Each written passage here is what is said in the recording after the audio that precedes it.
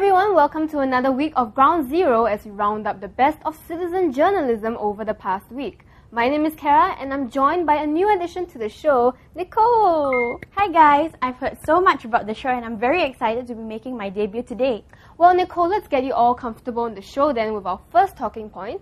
Do you think adults should be mindful of their actions when they're near their children? Yeah, absolutely. Children are the most impressionable group with sponge-like minds that will soak up anything they see and etch it into memory permanently. Why do you ask, Kara? Well, the reason I asked was because there have been cases of adults who haven't been setting good examples for the little ones recently, like this elderly woman who was caught eating on a train by stomper Miss Ang.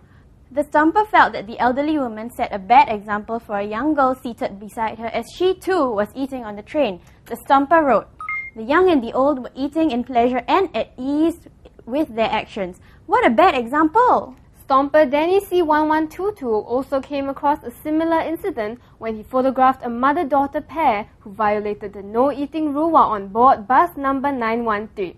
The Stomper wrote, "Although there were only a few passengers staring at the both of them, they kept on eating and drinking with no awareness to stop.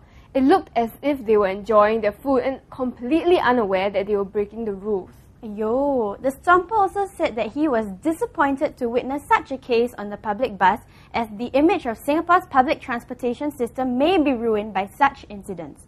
Danny C1122 wasn't alone in his views, with Stomper, "Wow, so scary," commenting on, "No wonder kids have no decency to be gracious and polite these days. Just look at their parents."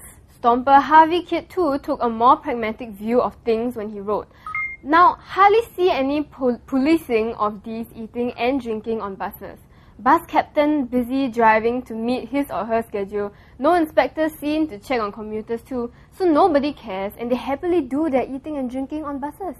In a separate incident, Stomper JR was concerned to see a motorcyclist who let his son sit in front of him while on the road and even allowing him to fiddle with the throttle. The Stomper wrote, "This is dangerous. What if the kid actually turns the throttle? Or what if the kid loses his balance during the ride?" This entry got mixed reactions from Stompers with comments in support for and against the rider.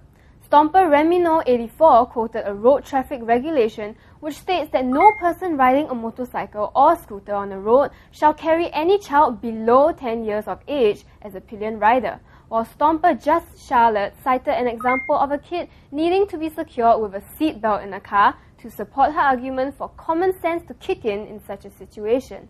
However, Stomper Mai Bo Liao echoed the views of most who supported the rider. He wrote, "The bike is on neutral gear and has a clutch that must be squeezed before one can engage the gear and move the bike."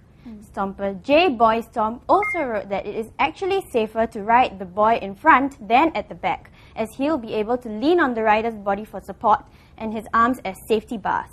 Well, I'm going to stick with the laws on this one. This boy certainly does not look above 10 years old to me. So if I was the rider, he probably won't get to ride pillion like that. Yeah, it's always better to err on the side of caution instead of putting young ones in harm's way. And what better way to do that than setting good examples for them to learn from young? Coming up, we shall look at some good deeds Singaporeans should follow as an example more often. Don't go away!